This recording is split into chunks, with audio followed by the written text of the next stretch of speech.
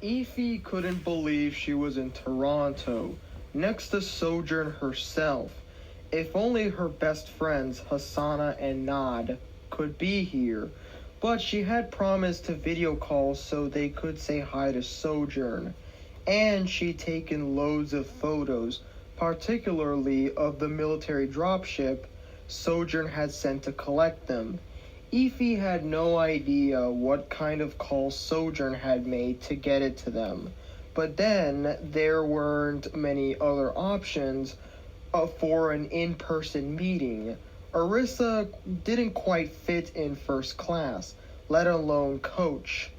They walked down Bloor West Street, Sojourn pointing out her favorite places to Effie. Arissa, fascinated by the swarming pigeons, trailed behind them. Sojourn had thanked them for coming. She said she wanted to see Arissa with her own eyes, to meet this new kind of hero built by the next generation. Finally, they sat down on a bench in High Park, and Effie asked the question that had been gnawing at her. Is there any hope, she asked, of Overwatch coming back?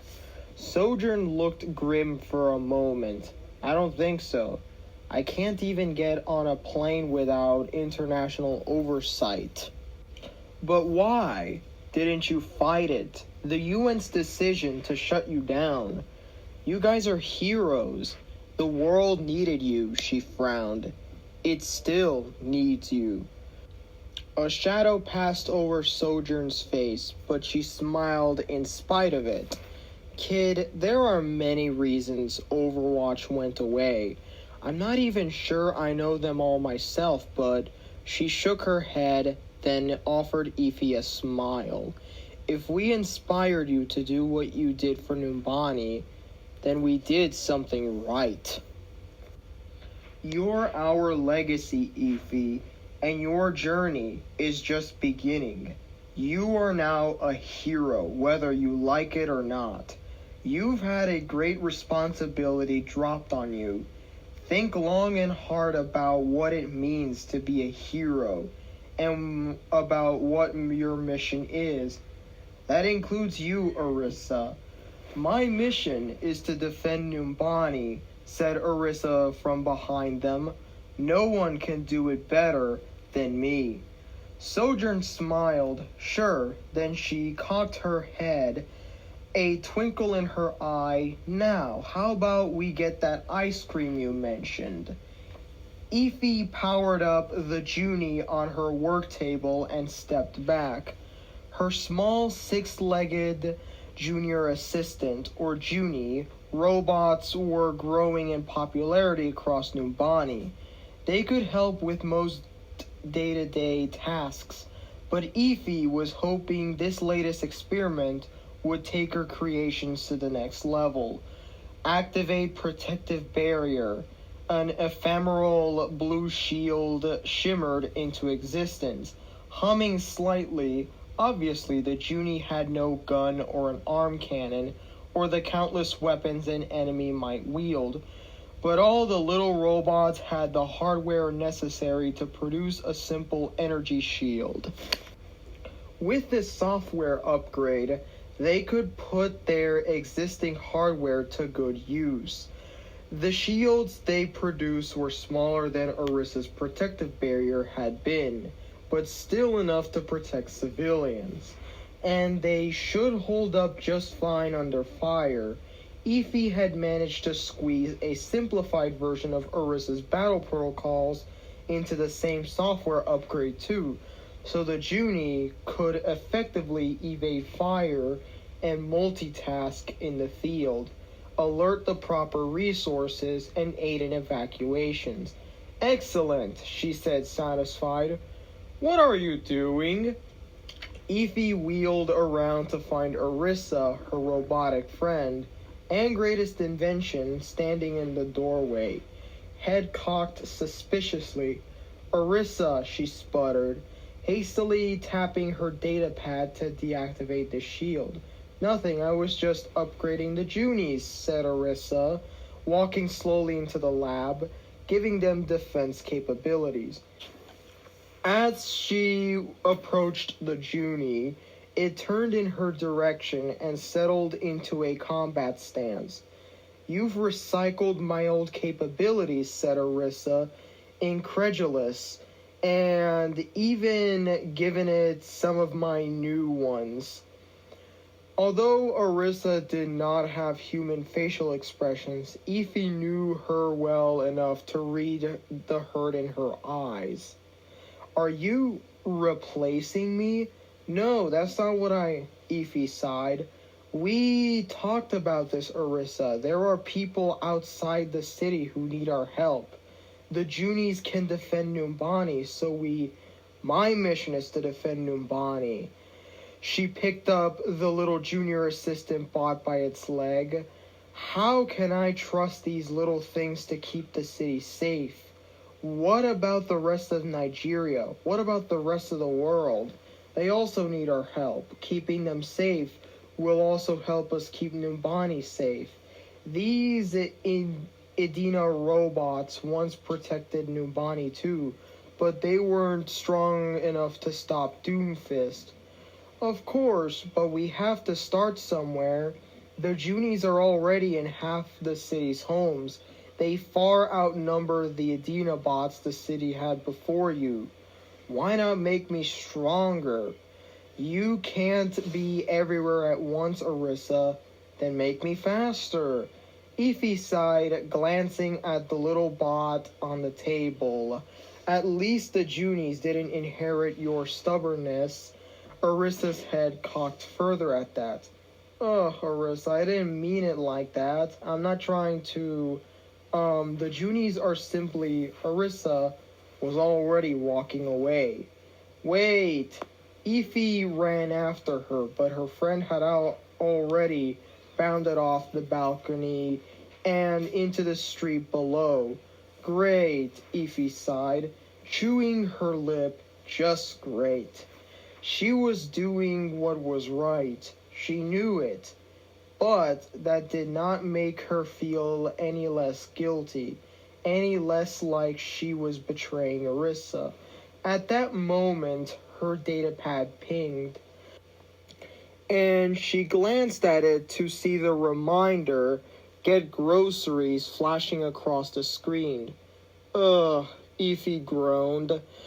She had almost forgotten about that. Her mother needed some fresh veggies to make coleslaw for dinner tonight. Minutes later, she got off the 68 tram and started down Arroyo Street, the sun streaming overhead, the sounds of Numbani alive around her.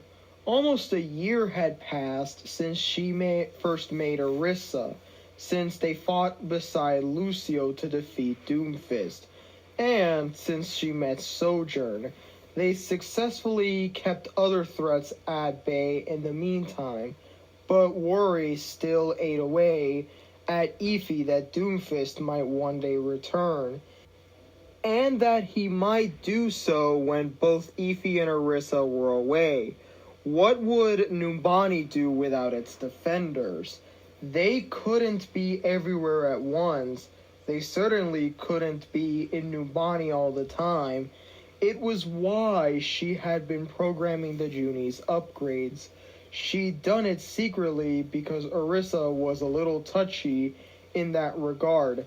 Touchy even though she'd upgraded Orisa's combat capabilities at her own request. Made her even more mobile and imposing in the field. Ify sighed, stepping aside as a couple of kids flying a kite raced past her.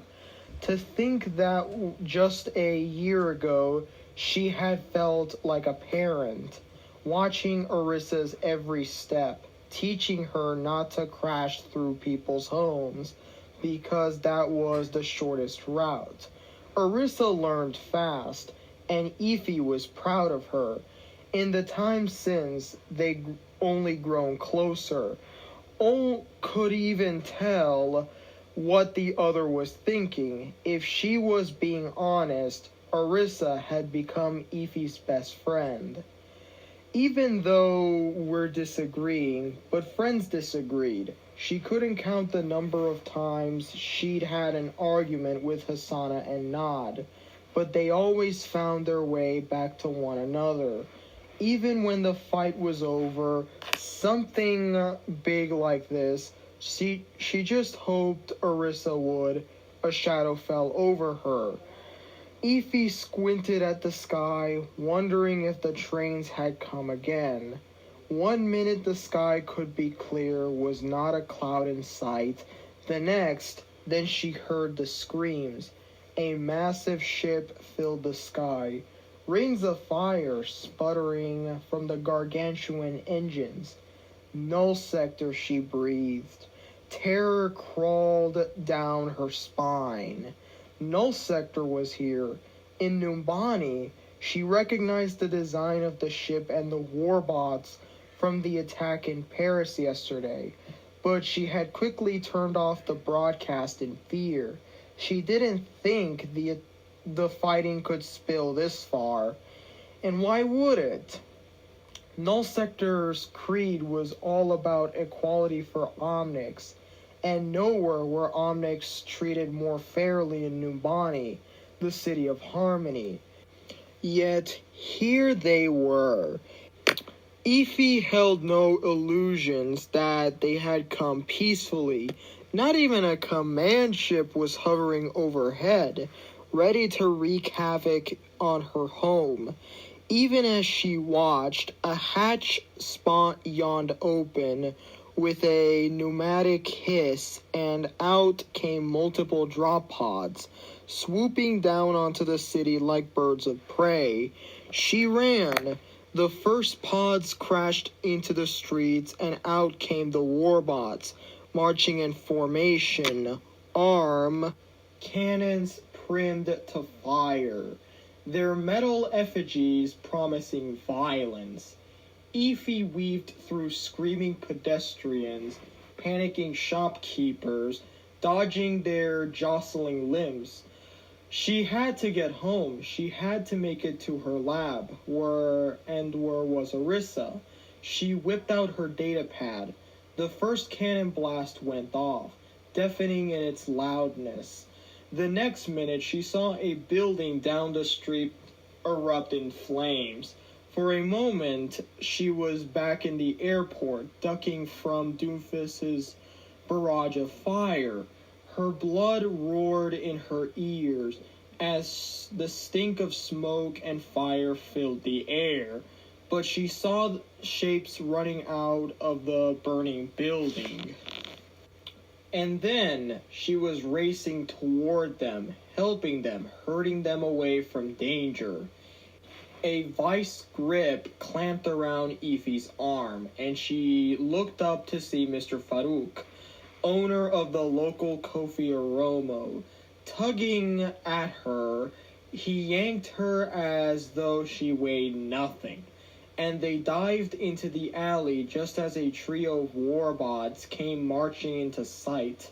They scanned the area, then marched on. "What were you thinking?" hissed Farouk. Once the Null Sector troops had passed out of earshot, "Exposing yourself like that? I was trying to help them."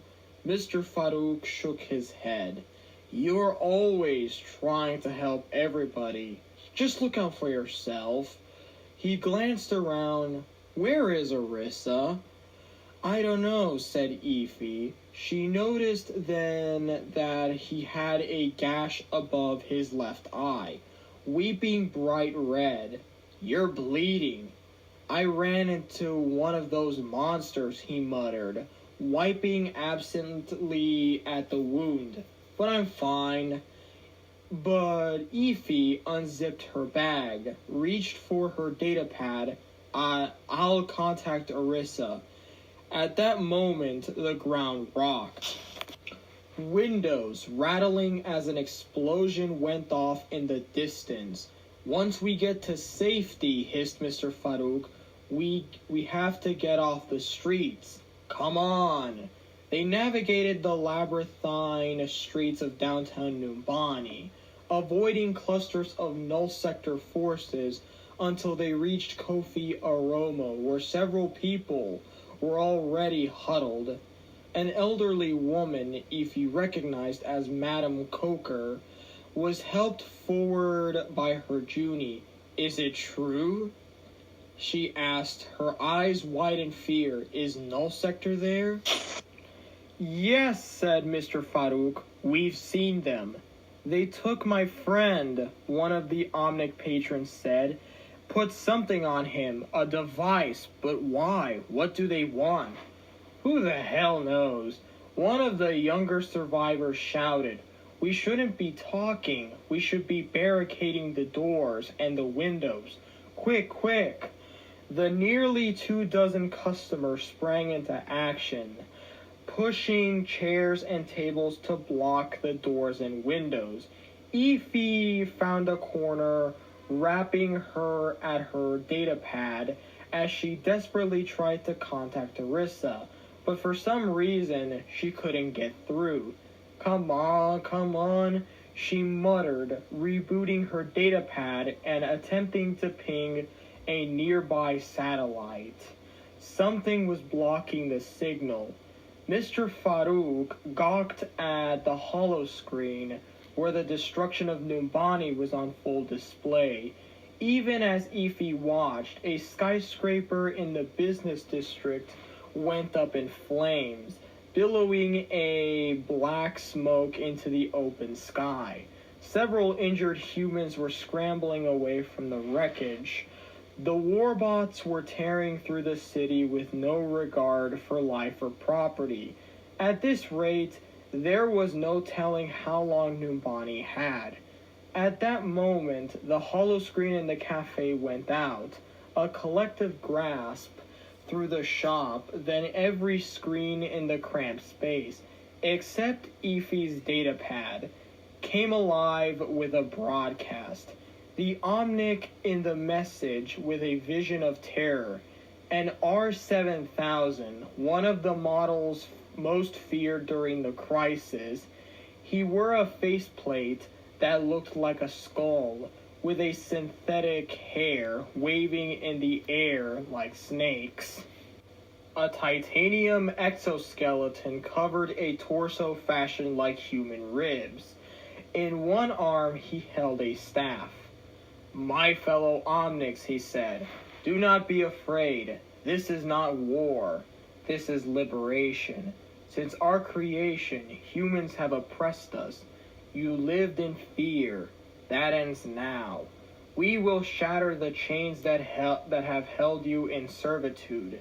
This marks a new era, one of equality, of unity. Conflict and strife will be relics of the past. Together, working as one, we will lift our people together, of one mind and purpose.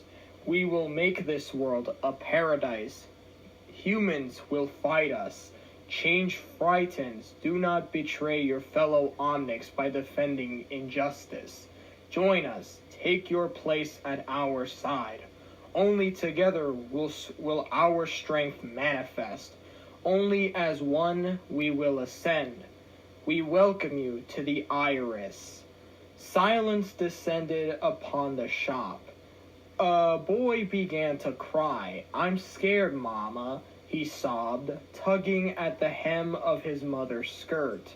She scooped him up, muttering in his ear as she tried to calm him. "They've come for us," said an Omnic wearing a green and blue patterned Iro and Bubba. Of the 20 people clustered in the room, 6 of them were Omnics.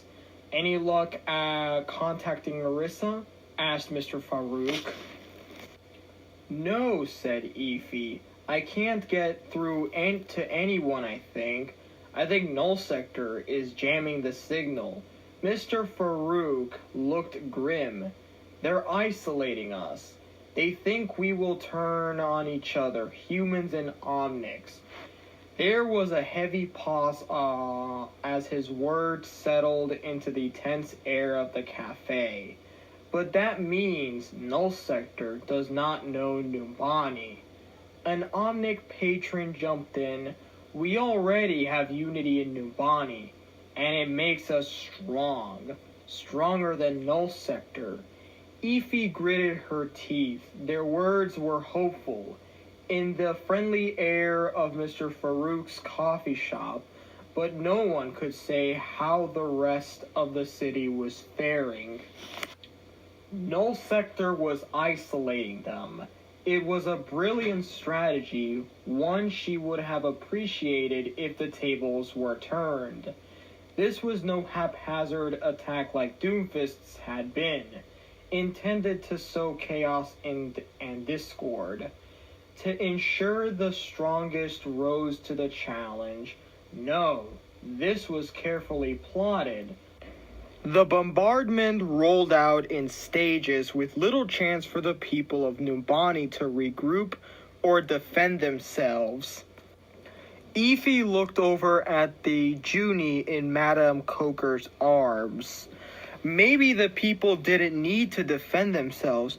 Wasn't this exactly what she had been preparing for? There were Junies in nearly every household, in every corner of the city. Ready defenders of Numbani. All she needed to do was give them a new directive and bring their defense upgrades online. She approached Madame Coker. "Hello, Ma. Do you mind if I borrow your Junie?" The woman looked at her, her glasses magnifying her cataract milky eyes. "I know you," she said. "You're that girl, the one who makes the Junie bots. My grandson won't stop talking about you." Ify gave her a quick smile. "I want to get you home to your grandson, but I need to borrow your Junie." The woman put the bot down. She nodded at the Junie and it marched over into Ify's waiting arms. Ify quickly established a wired connection with the little bot and began to install the upgrades she'd been perfecting. There came a burst of blinding light. The west wall exploded in a spray of concrete and glass. Ify dived, thrust by the force of the explosion. Her datapad flew out of her hand as she landed behind the counter. A large shard of glass came whistling through the air, shattering onto the floor where her hand had been mere seconds ago. Groaning, she pushed herself to her knees. The world spun. There was a loud ringing in her ears, and for a moment she couldn't hear anything, so she remained perfectly still, crouched behind the counter as she tried to regain her balance. The lights flickered on and off, and she could hardly make anyone else through the cloud of dust and plaster that filled the shop. But she saw the warbots, red eyes winking through the smoke, rifles glowing as they climbed through the hole in the wall and seized the nearest Omnic. "No," he yelled, struggling. "No, let me go." Two Null Sector units held his arms, pinning him to the wall, while a third one, a floating jellyfish-like thing, produced a contraption that it fixed on the Omnic's head. The Omnic went limp, as lifeless as a rag doll. What did you do to him?" cried another Omnic, whom Ify recognized as Ishara. She ran a hairdressing salon not far from Ify's home. The Null Sector jellyfish bot who had forced the contraption on the Omnic's head stepped back, red eyes burning like coals. From the holoscreen came the spliced broadcast, repeating, "My fellow Omnics, do not be afraid. This is not war. This is liberation. We welcome you to the Iris. The dust was starting to settle, and Efi could make out the people in the shop, scattered about and lying in varying states of injury. Some were just now groaning back into consciousness. Ishara turned to the rest of them. "Run," she said. "I'll hold him off." "I'll join you," said another Omnic. A tense moment passed somewhere on the street. Someone's scream was abruptly cut short. "No," said Mr. Farouk, his voice firm. He stepped forward, brandishing a coffee maker at the warbots. "You come into my city, my shop, you destroy everything. You're not welcome here. If you want to threaten my neighborhood," he growled, "you'll have to go through me." Madame Coker stepped forward, waving her bag threateningly. And me," it echoed through the shop. Within moments, all the humans in the shop linked arms, forming a shield around the Omnics. The warbots raised their arms in unison, powering up their rifles. "Upload complete," chirped the Junie. "Defense systems online."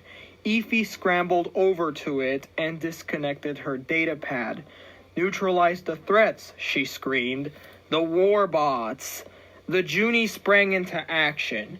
It leapt, cartwheeling through the air, and landed in front of the humans just as the warbots fired.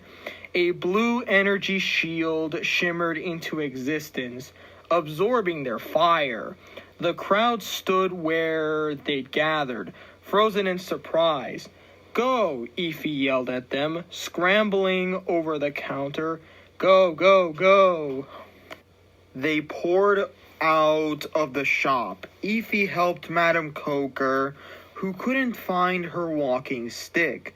"I've got this," said Mr. Farouk, sweeping the woman into his arms. "Find Arissa." Efi nodded, turned to sprint. "And be careful." As Efi raced down the street, dodging null sector units and pointing to civilians to safety, many people were opening their homes to those fleeing the violence, and it made Efi's heart swell to see people helping one another. This was why she loved this city. This was why she would do anything to protect its citizens, humans and Omnics alike. She hadn't failed them yet, and she wasn't about to. As she ran into the tram station, Efi realized that the tram lines were no longer running. The terminal was mostly empty. She would have made to make it home to her lab on foot. And that was at least 15 minutes of nonstop running. She wheeled about to exit the station, then stopped dead in her tracks. Huddled in the departure lounge was an Omnic and a young boy. Not much older than Efi, they hugged each other as a warbot aimed its rifle. "Please don't hurt him," the Omnic was saying. "Lionel, run!" No, they weren't hugging each other. The boy was clinging to the Omnic, tears in his eyes. Efi realized he would not let his Omnic friend sacrifice himself. With a jolt of horror, Efi saw how this was going to end. "Hey!" she screamed, voice echoing in the deserted station. "Hey you!" The null sector warbot turned to her, and she flung a trash can at it. It bounced off its legs, skittering across the tiles before coming to rest next to the information desk. But it was enough of a distraction that the boy and the Omnic took flight. Dashing out of the station, the warbot fired after them, but it missed. It turned to Efi, red-eyed, glowing. Uh-oh. She fled as it let loose a barrage and hid behind a couple of benches.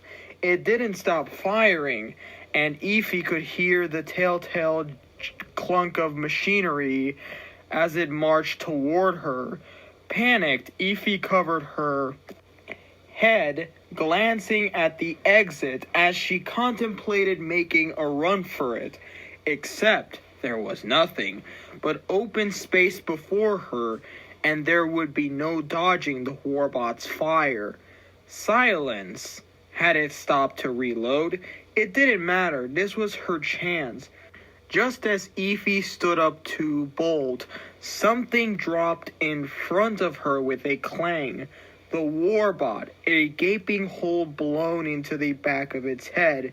She looked up, confused, to find Orisa striding toward her. "These things are very dumb," said Orisa. "It did not see me coming." "Orisa," Ify cried, flooded with relief. She leapt to her feet and threw herself at Orisa, wrapping her in a hug.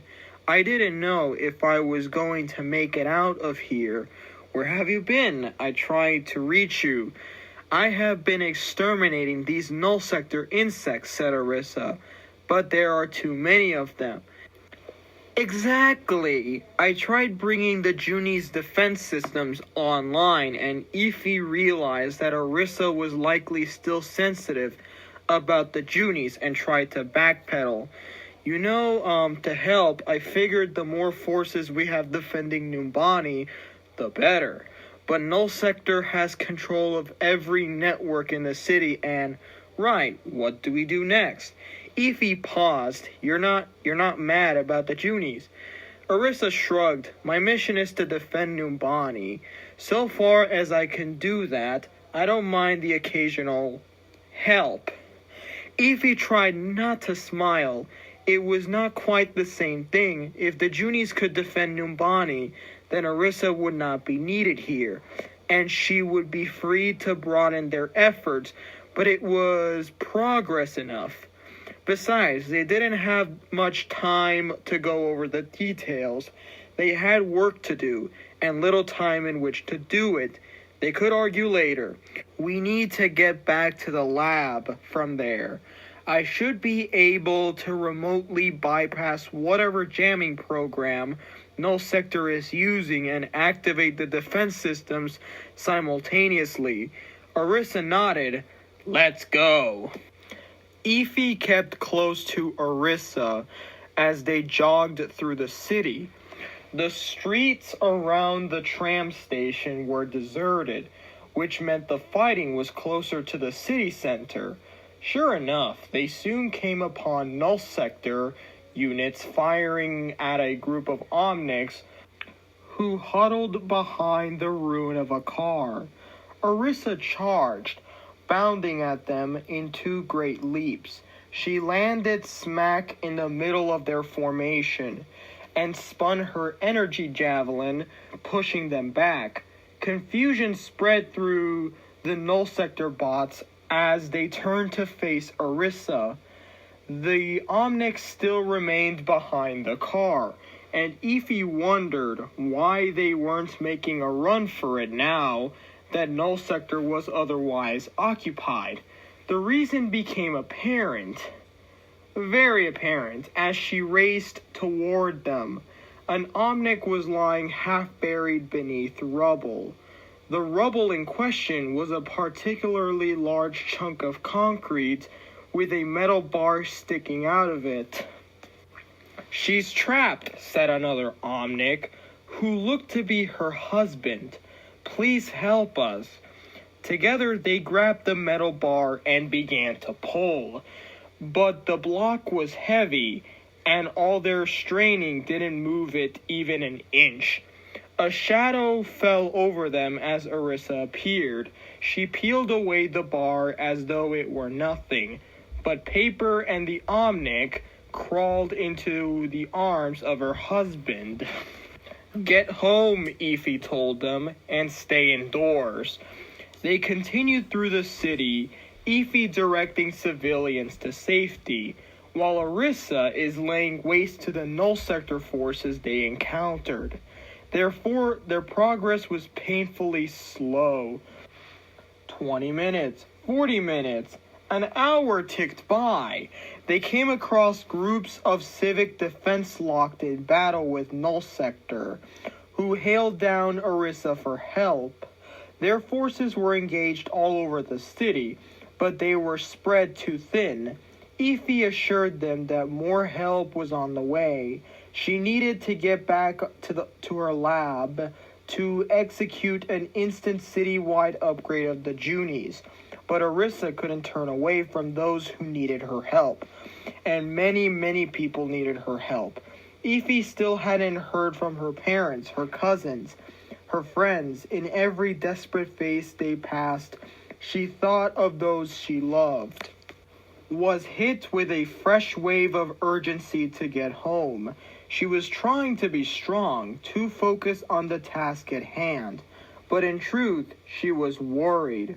Her parents should be home, hopefully safely tucked away. Today was their day off. After all, that was why her mom had sent her to get groceries. Nod and Hasana were meant to join her family for dinner tonight. "Oh no," Ify breathed, as they turned onto Satellite Boulevard. No.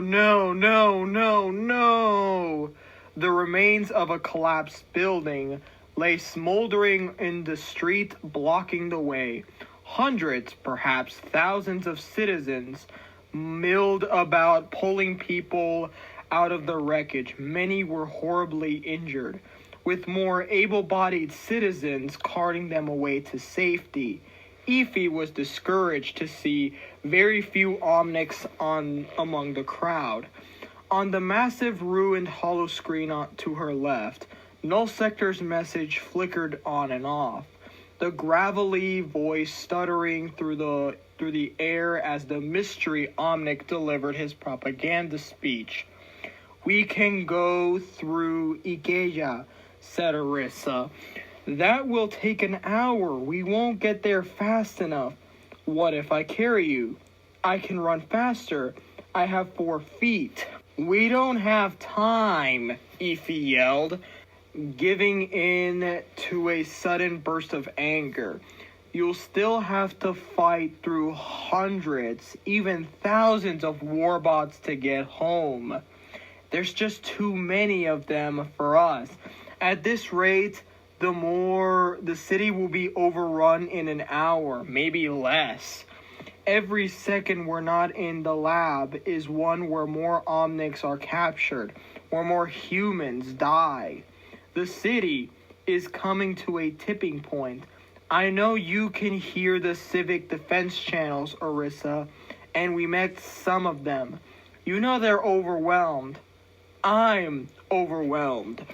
Ify sank to her knees, taking in the carnage before her, and for the first time in a long time, she felt utterly helpless.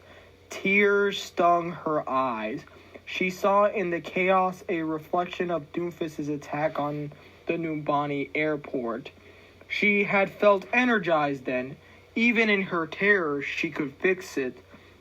She knew she could, but looking around now, overhead, multiple command ships cast swaths of darkness across the city.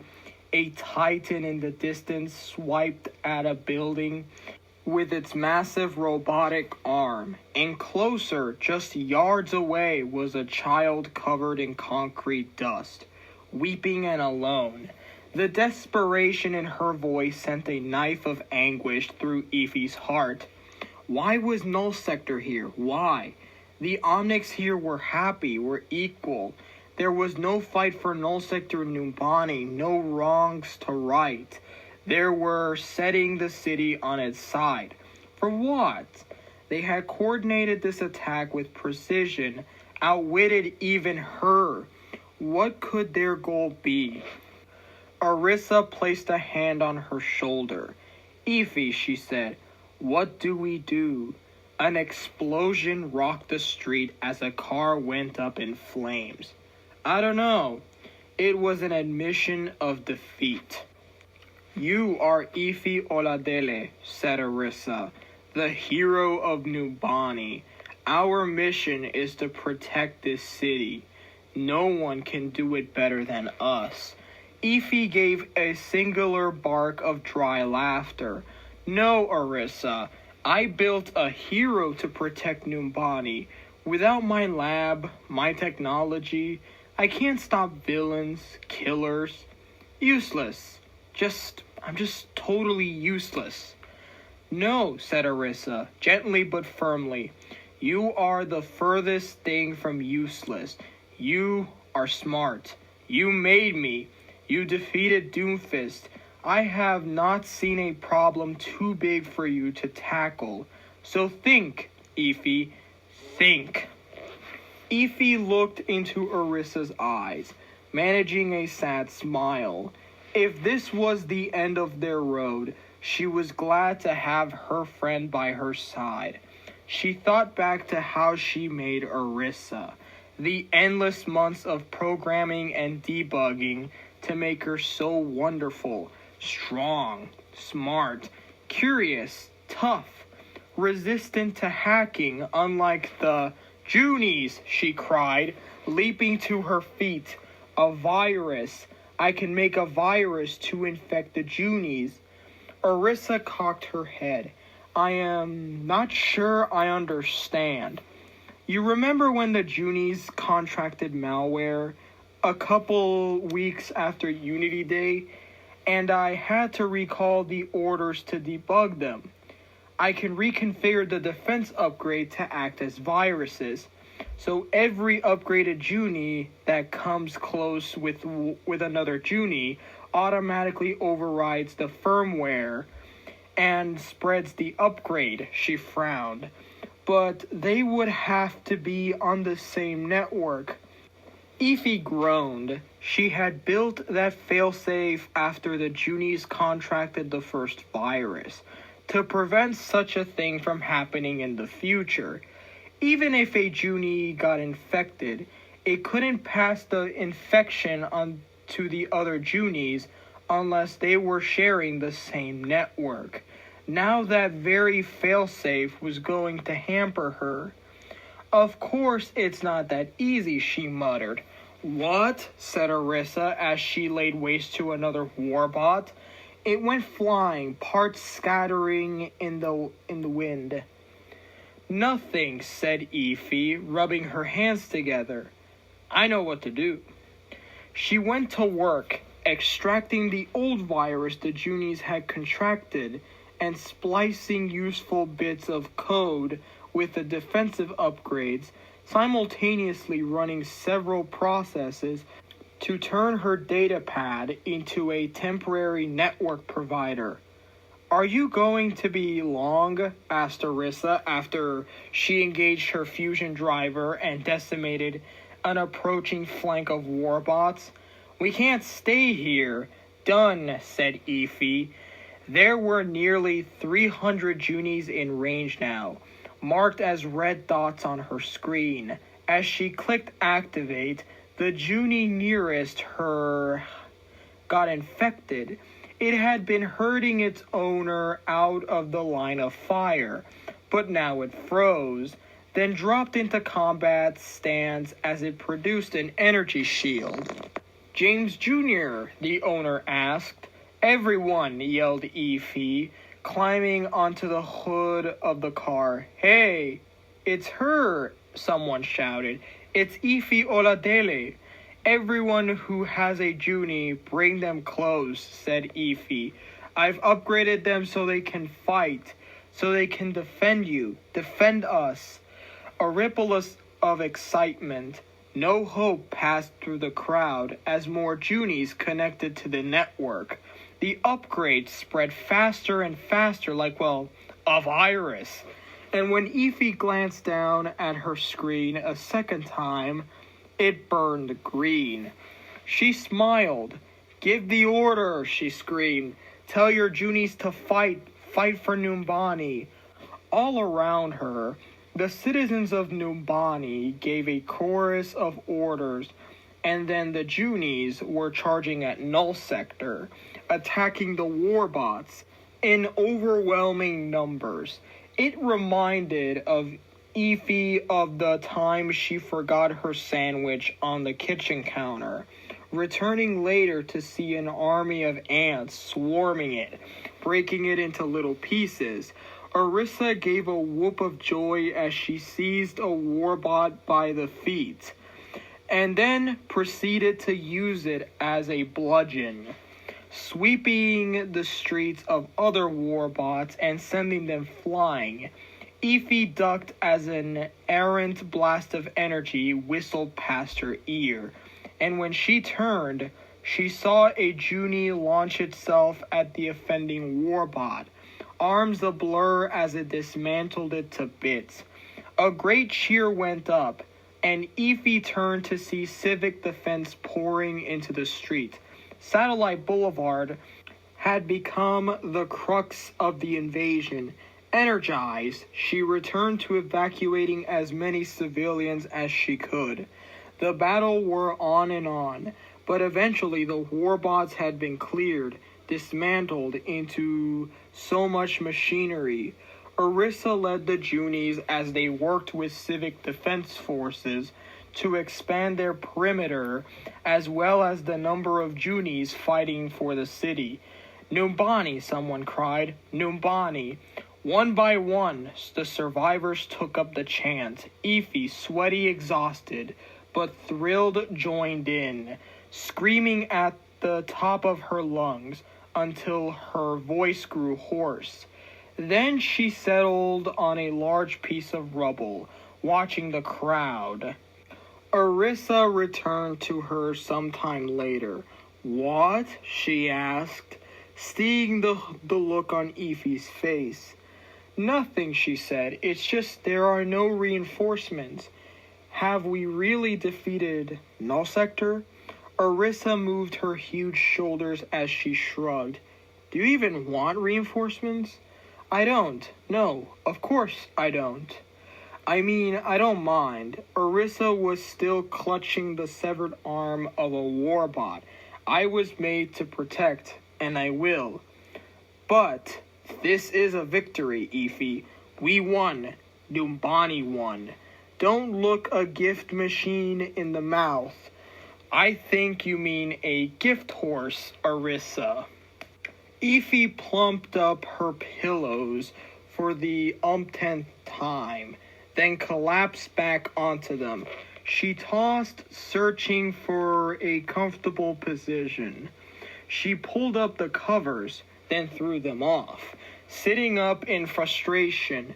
There would be no sleep for her this night, so why fight it? She had tried helping with the cleanup, putting the wounded in ambulances, but her parents had bundled her home.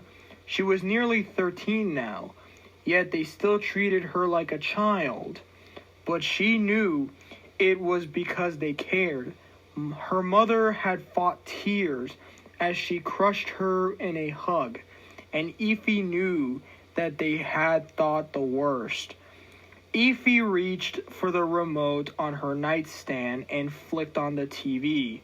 The headline, "Overwatch Saves Rio," scrolled at the bottom of the screen, a flaming Rio in the background. The next clip panned to a crew of familiar faces she recognized from the old cartoons, and one new face, Lucio. She screamed, leaping out of bed. "They're back!" Her excitement was soon marred by the undercurrent of worry. The news could only mean one thing. The attack on Numbani hadn't been an isolated event. Null Sector posed a serious threat to the world, maybe the biggest one since the Omnic Crisis. That would explain why there had been no reinforcements here in Numbani. Overwatch was keeping Null Sector distracted elsewhere. "I should have known," said Effie, climbing out her window and onto the roof. Couldn't sleep either. Orisa stood, gazing out at the city. "I don't sleep. You know this. I can update your programming, grant you the ability to sleep. The only upgrades I want from you, Ifi Oladele, are more weapons of destruction so I can eat Null Sector for breakfast, lunch, and dinner. Ifi chuckled, lowering herself next to Orisa. They settled into a companionable silence, taking in the city below, filled with smoke and the wail of sirens. Civic defenses were on high alert, but now that the Junies had their upgrades, the people would rest safer. Most of the fires were out, but the morning would reveal the extent of the destruction and how much work would need to be done to put their city back in order. Look what they've done to our home, Ifi said. You know we can't stay here. Orisa remained mute, her thoughts unreadable. Ifi sighed, rubbed her eyes. Overwatch is back. They saved Rio. I feel we should join them. They don't need our help. Ifi groaned. Why was she being so stubborn? Do you remember when we went to visit Sojourn after we defeated Doomfist? Do you remember what she told us? Know your mission and never lose sight of it, said Orisa. And our mission is to defend Numbani. No one can do it better than us. And we've done that, said Ifi. They'd had this argument so many times, she was tired of it. But it was a matter they needed to settle once and for all. We've protected Numbani wonderfully, but this is much bigger than you or me or even Numbani. The whole world is in danger. Null Sector is back, and they're stronger than before. Today was a very close call, and this new leader of theirs is terrifying and smart, and it would be selfish of us to hide here, to protect only our city. Ifi gestured at the giant holovid, where Cape Town and Istanbul were engulfed in flames, still under Null Sector attack. They're helpless, and we have the ability to help. I think maybe we've accomplished our mission here, for now. Perhaps you are right, said Orisa. She lifted her hands, struggling for words, then let them fall back to her side.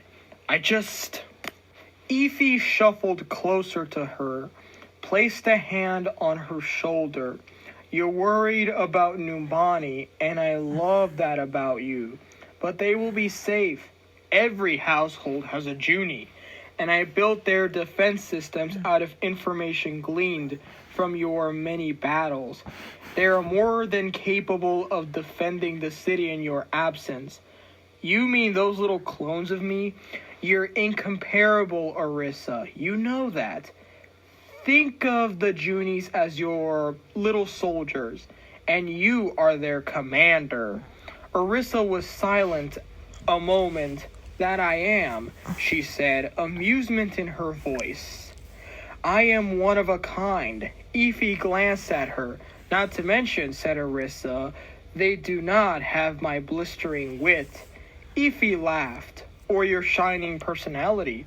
Orisa preened. In the distance, the first rays of light split the horizon into bands of gold as the sun rose on a city that had survived Null Sector. Many were wounded, and Ifi's heart ached to think of those whom she had failed to save, but this was only the beginning. And as long as she had breath in her, she would not stop fighting. Ifi closed her eyes and turned her face up to the sky, breathing deep of the familiar smells of her home. When she opened her eyes, Orisa was staring expectantly at her. Well, said Ifi, rising to her feet. Let's go.